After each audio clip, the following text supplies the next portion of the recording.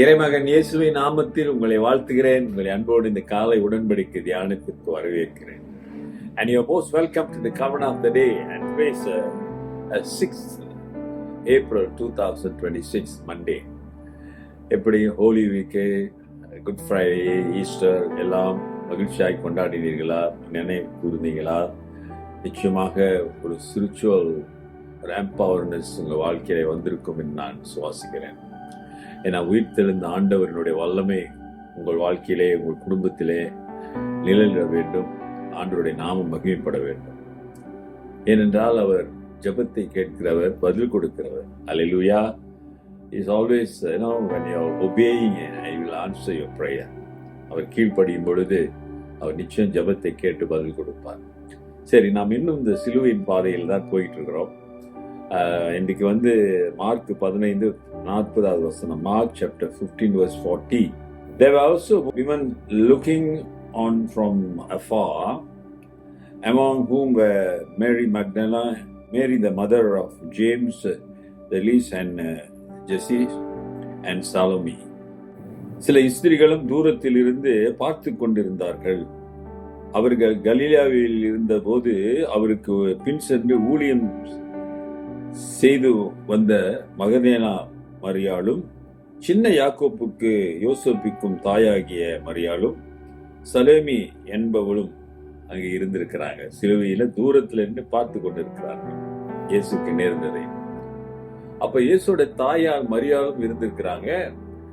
வேற வழி இல்லாம சீசன் ஜானும் வந்திருக்கிறாரு அவங்களோட மேரிக்கு துணையாக. ஜானுக்கு மரியாள் உறவினர், சொந்தக்காரர். சரி, அதனால அவருக்கு துணையா வந்திருக்கிறாரு. அதே சமயத்தில் இயேசுடைய மற்ற எந்த சீஷரும் அங்கே இல்லை, எல்லாம் ஓடி போயிட்டாங்க. எல்லாரும் ஓடி போயிட்டாங்க. சிதறடிக்கப்படுவீர்கள் என்று வசனம் சொல்லுது. ஏசாமி சொன்னாரு, சிதறடித்து போய்விட்டார்கள். சரி, இந்த பெண்கள் தைரியத்தோடு தூரத்திலே இருந்து பார்த்து கொண்டிருக்கிறார்கள் இந்த நிகழ்ச்சியெல்லாம். சிலுவையின் பாடுகளையும் ஆண்டவர் பேசுகிறதையும் அங்க நடக்கிற காரியங்கள் எல்லாம் பார்த்து உள்ளம் உடைந்து மனதுருகி போய் நின்று கொண்டிருக்கிறார். அருமையானவர்களே, ஏசாமி சிலுவையில தொங்கிக் கொண்டு குற்றுயிராய் தொங்கிக் கொண்டு இருந்த போதிலும் அவர் நிச்சயம், அவருக்கு தெரியும் இவர்கள் இங்கே இருக்கிறார்கள் என்று அவருக்கு தெரியும். ஏன்னா யோவானை பார்த்து சொல்றாருல, இதோ உன் தாயின்னு, மரியாதை பார்த்து சொல்றாரு, இதோ உன் மகன் என்று. அருமையானவர்களே, ஆண்டவர் எல்லாவற்றையும் காண்கிற தேவன், எல்லாவற்றையும் அறிகிற தேவன். இந்த மகதலேனா மரியாள் ஆண்டவருக்கு ஊழியம் செய்ததாக நாம் வேதத்திலே பார்க்கிறோம். இன்ட்ரடக்ஷன்லே அவருக்கு ஊழியம் செய்ததுன்னு வந்திருக்கு பாருங்களேன். அது பெரிய பாக்கியம் இல்லை. இந்த ஸ்டேட்மெண்ட் ஒரு சிறந்த கடவுள் கொடுக்கிற ஸ்டேட்மெண்ட். ஊழியம் செய்த மகதலேனா மரியாள், இயேசுவுக்கு ஊழியம் செய்த பெண்கள்.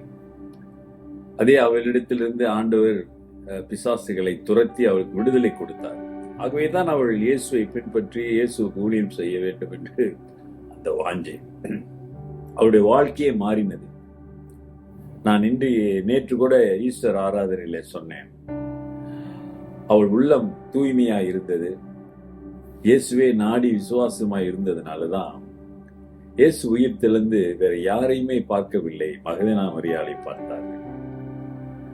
தன் தாயை பார்க்கவில்லை, தனக்கு உயிரை கொடுக்க போகிற சீஷர்களை பார்க்கவில்லை, ஊழியத்தை தொடர்ந்து நடத்த போகிற பேதுருவை போய் பார்க்கவில்லை.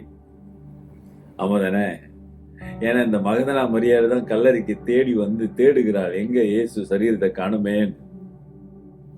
வேற யாரும் தேடவில்லை. சீஷர்கள்லாம் ஒளிந்து கொண்டிருந்தார்கள்.